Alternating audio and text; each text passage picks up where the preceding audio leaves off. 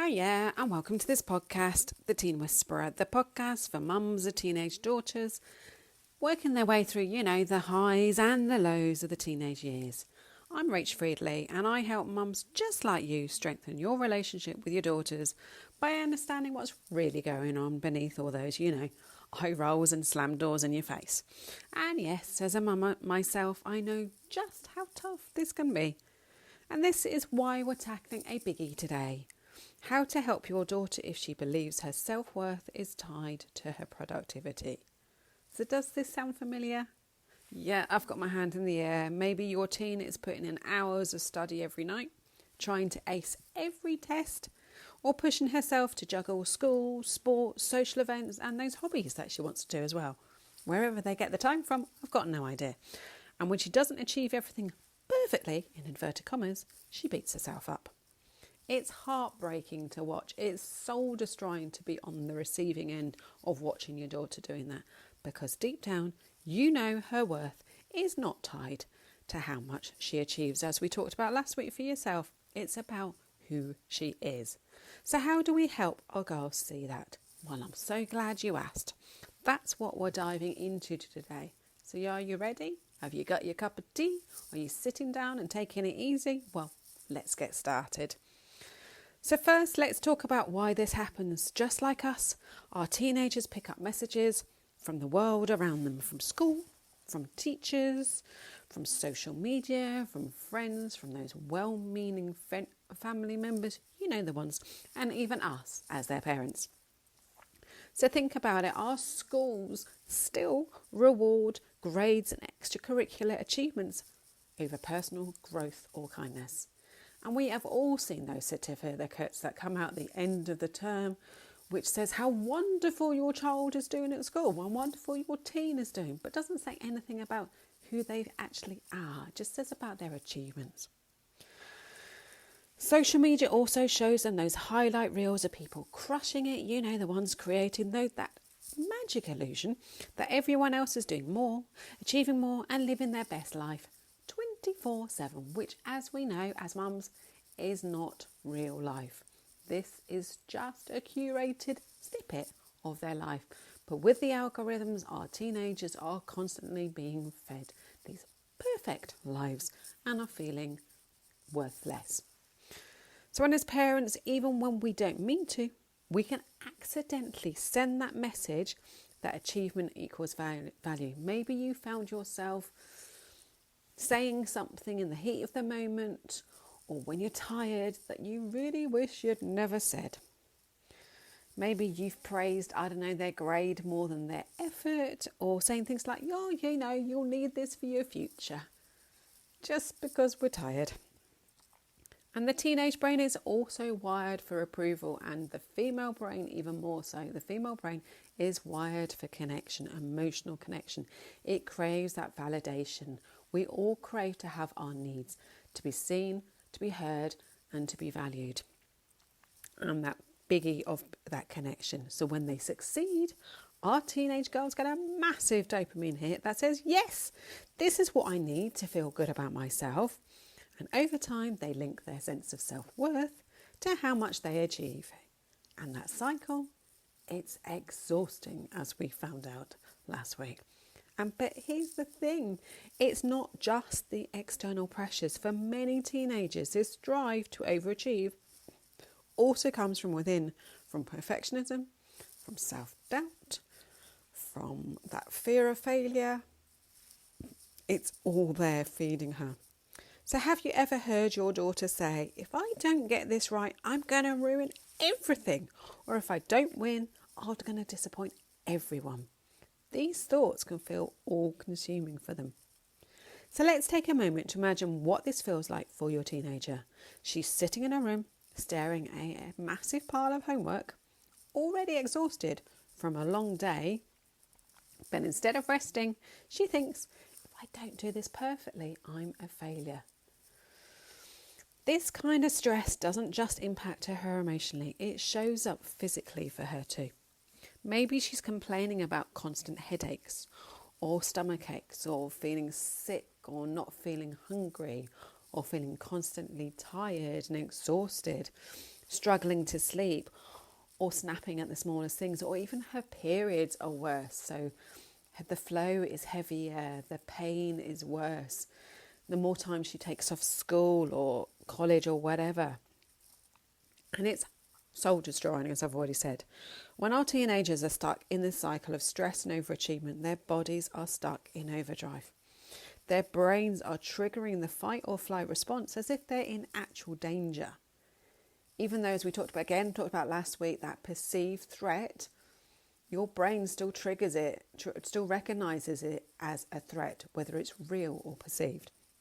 This means that stress hormones like cortisol are flooding their systems, which can lead to burnout, anxiety, and even depression over time, which obviously then makes all of those symptoms far, far worse the more you get stuck in this ever-evolving behaviour pattern. And it's not just about the massive moments. It's also things like friends making a snide comment, us letting a comment out, when, as I've already said, when we're tired or when in the heat of an argument, or a well-meaning family member making a little side comment that they don't think means anything but means everything to your teenage daughter. And then, of course, you've got the things in there that are massive, like those exams or those constant testing within schools. For many teens, the pressure to perform is constant. It's present in every class, every practice, and even in their downtime when they're scrolling through social media, comparing themselves to others. So what can we do about it? I'm so glad you asked. So let's shift to the solutions. Here are some practical steps you can take to help your daughter break free from tying her self-worth to her productivity. Number 1, model self-compassion. So it all starts with you. Mirror the behaviours you want to see in your teenage daughter within your own behaviours. Yep, you heard that right. For her to recognise that those behaviours help her, she needs to see you doing them for yourself. Show her what it looks like to be kind to yourself. Be open about your own struggles with productivity, pressure, and how you're working to let go of it. You might say, I didn't quite get everything done today, but that's okay. I'm still proud of what I did achieve, and list those achievements, no matter how small, no matter how teeny, weeny, tiny they are. Because she still needs to see that those tiny, weeny wins are still wins at the end of the day. By modelling this, you're giving her permission to let go of the idea that she has to be perfect all the time. Number 2, praise effort over results. So shift the focus from the outcomes to the process. So instead of saying, great job that you got an A, never got one of those in my life. Anyway, try saying, I'm really proud of how hard you worked on that project, or I'm really impressed by how creative you were at working your way through that and getting to that end goal. This helps her to see that her value isn't tied to success, but to her effort and growth along in the process. Number 3, encourage that downtime. Let her know it's okay to rest. Let her know when you're resting. You can say, I can see how hard you're working, but I also want you to have some rest and some time just to relax. Your worth is not based on what you do. Create space for unstructured times together within the day. So maybe it's about watching a film on Netflix together, going for a walk, or just chatting without any distractions. Sometimes our teenagers need your permission to pause, otherwise they will keep doing. So maybe say in your diary that between 4 and 5 is your downtime. Maybe encourage her to come down and join you. Little tiny weeny wins like these are the ones that then build that habit. Number 4, help her reframe her thoughts. When your daughter says something like, I have to do this perfectly, gently challenge that belief as to why she feels she has to do it perfectly. What will be the outcome if she doesn't? And also, you could also reframe it again by asking her how she would talk to a friend in exactly the same situation as she is in right now. Then she will see how hard she is being on herself. Helping her question her own thoughts is a powerful tool for breaking the cycle of negative self-talk. And number 5, teach her about stress and self-worth. Finally share what you've learned about stress and how it affects the body. Explain her worth isn't tied to her achievements, but to who she is as a person. Remind her she's loved and valued no matter what, and that her worth does not depend on how much she gets done. So before we wrap up, I want to leave you with this. Your daughter doesn't need to be perfect, and neither do you. I've never attempted to be it. But what she does need, however, is your unconditional love and support, especially when she's struggling. By modelling that self-compassion and guiding her to find her balance, you're teaching her one of the most valuable lessons she will ever learn in her life. So next time, we're going to be diving deeper into flipping the narrative. So we're going to be talking about how you can break free from the cycles and unlock your true power, not just as a mum, but as a woman too. Because here's the thing, you are so much more than what you do, and you don't want to miss this next episode. So before we go, I want to share something really exciting, my brand new membership just for mums that launches at the end of January. It's a step-by-step journey to help you feel more confident, more connected and in control as you work your way through the teenage years. You'll learn how to decode your teen's behaviour and respond in ways that strengthen your bond. You'll learn to build better communication and create a calmer, more supportive home life.